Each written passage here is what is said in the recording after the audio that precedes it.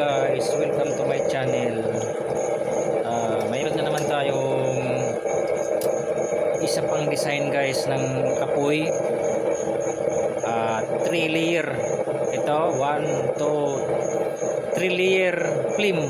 3 layer flame, tapos sa gitna nilagay na natin ng manipis para mag-iinit siya.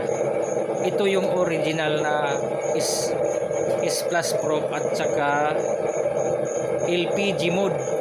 Dahil dito sa tuktok mayroon pa ring apoy siya, oh. Pansinin nyo guys, sa tuktok mayroon din siyang apoy na vertical, hindi siya nakabutas sa gilid. Sa taas din, pansinin nyo guys yung butas, oh, nandyan, oh, lumalabas yung apoy niyan. Ginawa lang nating manipis ang pinakatuktok para magbabaga, para madaling kumulo. So panoorin nyo guys kung gusto nyong panoorin ang bago natin na namang design. So tingnan nyo guys, pag sinalangan natin yung sa tuktok, aangat din yun para siyang gasol. Ayan, o, umangat yun, o.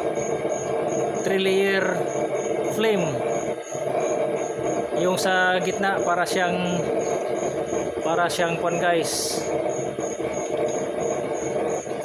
parang heat conduction. Yan yung guys, ang apoy, apaw na apaw, sipag-apawan, grabe. Pansinin nyo guys, ang apoy. Sa gitna nilagay lang natin manipis para magbabaga, para yun ang papainit sa puwit ng kaldero. Pero yung sa gilid, yun ang talagang mataas yung acceleration niya. Kung baga yung iba pang nagsasabi sa mga vlog, ang ganda ng performance talaga, oh.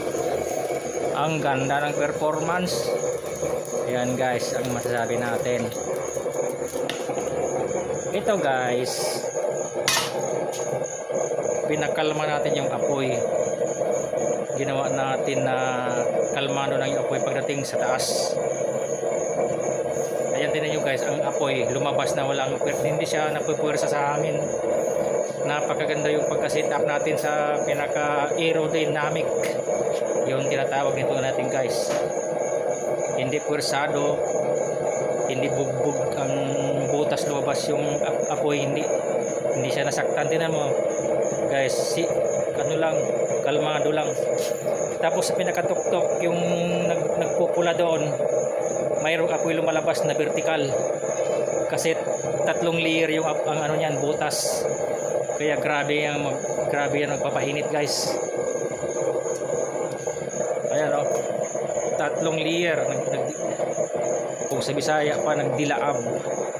Ayan guys, oh, pag isa lang natin, oh, yung sa gitna aangat din siya parang gasol. Ayan, oh, may apoy yung sa gitna. Tingnan nyo guys, pansinin nyo sa gitna, mayroong apoy, oh. Grabe ang init. Tingnan nyo guys, yan ang tuklas natin guys, oh. May apoy sa tuktok para talagang gasol. Tapos pag binuhusan natin,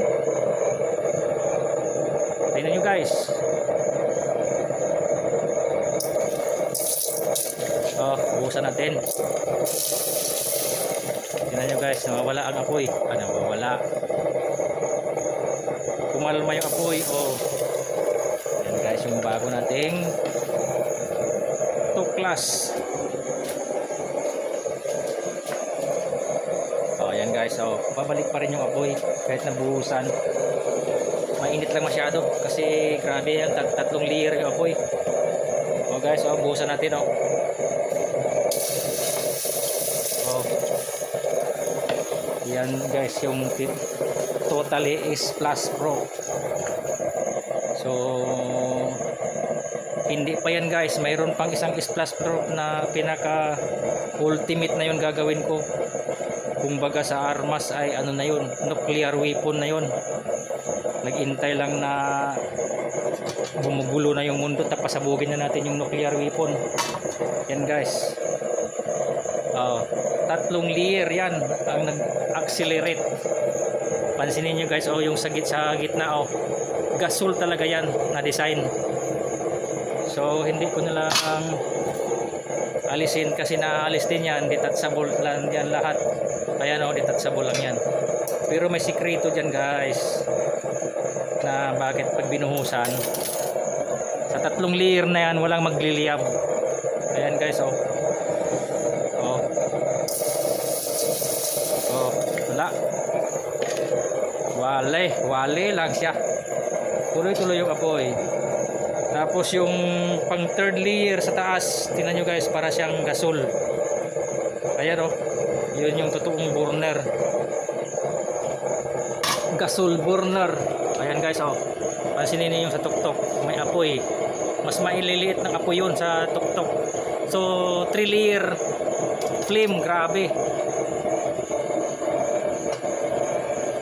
Di ko alam guys kung di pa madaling maluto yung iluluto dito sa 3 layer na apoy na yan. Oh, lagpas yan, oh. Lagpas yung apoy sa kuha natin. Kawali natin, grabe, relax lang yung apoy, oh, blow. Yung nagkuhan yan, nagdilaw-dilaw guys, yung ano yan, binuhusan natin ng tubig. Mayroon pang tubig, oh. Ayan guys, oh, may tubig pa siya, pero pagka wala ng tubig, blow ulit siya. Ayan, oh, yan nyo guys, oh. Alatan nyo yung sa pinaka 3rd layer, parang gasol. Tapos nagbabaga pa, grabe yan, saglit lang yan magkumulo nga, oh. Oh. Grabe guys, grabe kainit. Oh, tingnan nyo, oh. Sadya kaming butas yan guys sa taas. Biruin mo naman yung apoy niyan, hindi siya matipid, hindi siya madamot. Accelerate yung apoy niyan na kalmado. Grabe guys. Yan na yung pinakamaganda nating design na naman ngayon. So itong ko natin guys, yung pinaka cylinder yan sa taas, tatawagan natin na cylinder chamber kasi sinasaklob lang. Ano yan, yung rubber, yung mayroong rubber yan na sa kiskisan, yung ginagamit sa kiskisan guys, yung gilingan ng palay, yun guys.